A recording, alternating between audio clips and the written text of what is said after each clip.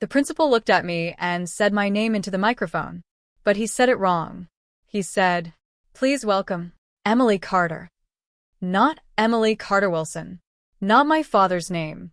Not the name I had carried in my heart my whole life. Just Carter. My mother's name. My legs went weak. My hands started shaking. I stood there in my blue graduation gown, in front of thousands of people, under bright lights, with cameras flashing. And my own father was sitting in the front row, looking straight at me, not clapping, not smiling, not even blinking. He had just told the school I was not allowed to use his name. 5 minutes before I walked on stage. 5 minutes before my biggest moment. And I didn't know why. I didn't know how. I didn't know who had helped him do it. But I was about to find out. And when I did, my life changed forever. Before I tell you what happened next, please, if you've ever been hurt by someone who is supposed to love you, like this video, watch till the end and subscribe. Because my story might help you feel less alone. Now let me take you back. Back to before everything broke. My name is Emily Carter. I grew up in a small town called Maplewood, Ohio. It's the kind of town where everyone knows everyone. Where teachers know your parents. Where neighbors bring you soup when you're sick. Where people smile at you in the grocery store. I lived in a little yellow house on Pine Street. With my mom, Sarah Carter. And my dad, Michael Wilson. My dad was a truck driver. Tall, loud, strong. When I was little, I thought he was a hero. He used to lift me on his shoulders. Buy me ice cream after school. Call me his princess. He would say, "Emily Wilson is going to be something big one day." I believed him. My mom worked at the public library. She was quiet. Soft. Always tired. But she never missed a school meeting. Never missed a game. Never forgot my birthday. She packed my lunch every day with little notes inside. "Love you, baby. Proud of you. Never give up." When I was 10, things changed. My dad started coming home late. He stopped laughing. He stopped asking about my school. He started yelling more. At my mom. At me. At the TV. At everything. Then one night, he didn't come home. One night became 2. 2 became weeks. Then months. He moved out. No goodbye. No hug. No explanation. Just gone. After that, he only visited sometimes. Holidays. Birthdays. When it looked good.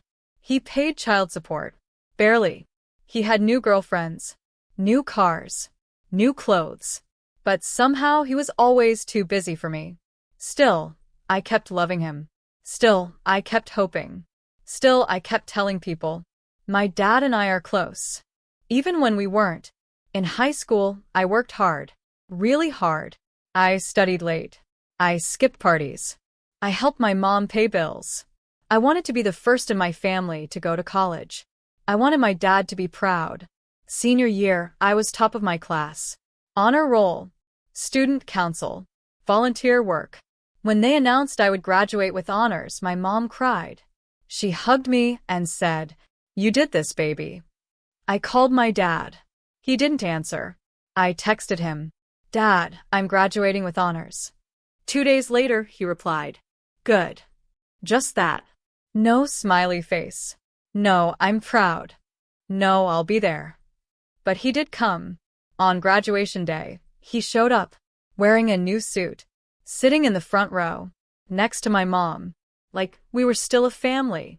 Before the ceremony, I went to find him. I said, "Dad, I'm glad you came." He nodded, didn't hug me, didn't smile. Then he said something strange. "Make sure they say your name right." I laughed. "They will. It's on the list." He looked at me hard. Check again. I felt weird, but I didn't think much of it. I went backstage. We lined up, hearts pounding, parents cheering, teachers crying. Then the principal came. He held the papers. He smiled, and he started calling names, one by one. My turn was coming. I whispered, "This is it, Mom," in my head. Then, Emily Carter. No Wilson. No Dad. No part of him. Just gone. I froze. People clapped. I walked. Like a robot. I took my diploma. I looked at my mom. She was confused. I looked at my dad. He was calm. Cold. Like he planned this. After the ceremony, I ran to him. I said, "Why did you do that?" He said, "I told the school you're not using my name." I cried. "Why?" He leaned close and whispered something that made my stomach drop. "I'm not your father anymore." Then a man I had never seen before stood up beside my mom, put his hand on my shoulder, and said, "She's mine now." And everyone turned to look at me. And that's when I realized this was bigger than a name. This was a war. And it had just begun. When the man said, "She's mine now," my heart almost stopped. I looked at him. He was tall. Not like my dad. He was calm. Not loud. He wore a simple gray jacket and old sneakers. His hair had a little gray in it. His eyes were soft. Kind. Nothing like my father's cold stare. I had never seen him before. Never. Not once. So, why was he standing next to my mom? Why was his hand on my shoulder? Why was he talking like he owned my life? I pulled away. "Who are you?" I asked. My voice was shaking. My mom started crying. Not loud. Just quiet tears. The kind that come when someone has been holding pain for years. She wiped her face and said, "Emily, his name is David Miller." David Miller. The name meant nothing to me. But the way my mom said it, soft, careful, like she was afraid I might break. "I've known him for 3 years," she continued. "He helped me when things were hard." I looked at her. "What things?" My dad laughed. A short, ugly laugh. "Tell her, Sarah. Tell her everything." My mom took a deep breath.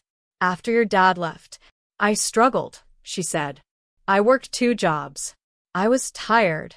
I was scared. Some nights, I cried in the bathroom so you wouldn't hear. My chest hurt. I never knew. She always smiled for me. She always said, 'We're okay.' She lied. To protect me. David was the one who helped us," she went on. "He fixed the house. He drove you to practice when I was working late. He paid for your books when I couldn't." My mind raced. Wait. The man who picked me up from soccer sometimes? The friend from work? The nice uncle who brought groceries? That was him. I looked at David again. And suddenly, memories came back. Him waiting in the car. Him holding an umbrella for my mom. Him clapping the loudest at my school play. It was him. All along. But why now? I asked. Why today? David looked at me. His voice was gentle. "Because your father signed papers this morning," he said. My stomach dropped. "What papers?" My dad crossed his arms. "I gave up my rights," he said. Just like that. Like he was talking about throwing away trash. "I don't need responsibility," he continued. "I have a new life now. A new family. A new family. So, I wasn't part of it." "Then why did you come?" I screamed. He shrugged. "To watch. To close the chapter." People were staring. Parents. Teachers. Students. Phones were out. Recording. My humiliation. My mom grabbed my hand. "Let's go home," she whispered. We left. In silence. In the car, nobody spoke. I stared out the window. My whole life felt fake. At home, I locked myself in my room. I didn't eat. Didn't sleep. Didn't answer calls. My phone buzzed nonstop. Messages. Videos. Someone had posted the scene online. "Girl's dad rejects her at graduation." Thousands of views. Comments. Strangers felt sorry for me. Some laughed. Some blamed me. My dad didn't call. Didn't text. Didn't care. 3 days later, David knocked on my door. "Can I talk to you?" he asked. I didn't answer. He sat outside. For 2 hours. Finally, I opened. He looked tired. "I never wanted to replace your dad," he said. "I just wanted to protect you." "Then why did you say that?" I asked. "She's mine now." "Because he was hurting you," David replied. And I couldn't stay quiet anymore. He told me everything. How my dad had stopped paying support. How he borrowed money and never returned it. How he tried to use my name for fake loans. How David helped stop it. How my dad blamed me. Blamed my existence. I felt sick. My dad used my name, then refused to give me his. That night, I cried in my mom's arms. For hours. For the little girl who believed in a hero. For the woman who raised me alone. For myself. I thought the pain would stop there. I was wrong. Because 1 week later, 2 police officers came to our house. They knocked. Hard. And said, "Emily Carter, you're being charged with fraud." When the police said, "Emily Carter, you're being charged with fraud," I thought they were joking. I even laughed. A small, nervous laugh. "This is a mistake," I said. "I've never stolen anything in my life." One officer, Officer Reynolds, looked at me with tired eyes. "Ma'am, we have documents in your name," he said. "Loans. Credit cards. Bank accounts." My mom rushed forward. "No. No, no, no. She's a good girl. She studies. She works. She doesn't even like shopping." They didn't care. They put cold metal handcuffs on my wrists. In front of my house. In front of my neighbors. In front of David. In front of my mother. I felt like my soul left my body. As they walked me to the police car, I saw my dad's old friend, Mr. Thompson, standing across the street. Watching. Smiling. Holding his phone. Recording me. My heart broke again. At the station, they took my fingerprints. My photo. My phone. My bag. Everything. They put me in a small gray room. No window. No clock. Just a chair and a table. Hours passed. Then a detective came in. Detective Harris. He put papers in front of me. "Explain this," he said. I looked. My name. My social security number. My signature. On loan forms. On credit cards. On wire transfers. But it wasn't my handwriting. "I didn't do this," I whispered. He leaned closer. "These accounts were opened from your home computer." I froze. "What?" "IP address matches your house," he replied. My brain spun. That was impossible. I barely used the computer. Only for homework. Then it hit me. My dad had stayed at our house once. 2 months ago. He said he was between places. He used the computer. All night. I remembered. I think my father did it," I said. Detective Harris raised an eyebrow. "You have proof." "I didn't." They put me in holding. A small cell. Metal bench. Cold walls. A woman next to me was crying. Another was screaming. I hugged myself. I had never even been to detention. Now I was in jail. My mom finally came with a lawyer. Mr. Brooks. He looked serious. "Emily," he said, "this is bad." My heart sank. "All evidence points to you." "But I'm innocent." I cried. He nodded. "I believe you. But courts need proof." I was released on bail. But my life was over. My college offer was frozen. My scholarship was paused. My job at the bookstore fired me. "Until this is cleared," they said. Friends stopped calling. Some blocked me. Some posted things online. Guess she wasn't so perfect. Like father, like daughter. That hurt the most. Then the worst betrayal came. My dad went on Facebook Live. He sat in his car, looking sad, crying fake tears. "My daughter stole from me," he said. "I tried to help her. She ruined my life." Millions watched. Millions believed. My phone exploded with hate. Thief. Criminal. Disgrace. Even my aunt, his sister, posted. I always knew something was wrong with her. My own family. Against me. My mom lost her job because of bad publicity. David's store was vandalized. Someone spray-painted "Fraud Family" on his wall. One night, I opened my email. There was a message. From my dad. Subject. Deal. It said, "Take the blame. Plead guilty. I'll make it easy for you. Or I'll destroy you more." Attached was a document. A fake confession. With my name typed on it. My hands shook. I realized then. He wasn't done. He wanted to erase me forever. And the next morning, I found out he had taken something else from me. Something I could never replace. The next morning, I found out what my father had taken. My college spot. My dream. My future. I opened my email. Subject: Admission status update. My hands were shaking when I clicked. Due to ongoing legal issues, your admission has been permanently revoked. Permanently. Not paused. Not delayed. Gone. I screamed. I dropped my phone. I fell to the floor. My mom ran in. What happened, baby? I showed her. She covered her mouth. And cried. That was the moment something inside me died. And something else was born. I stopped crying. I stopped begging.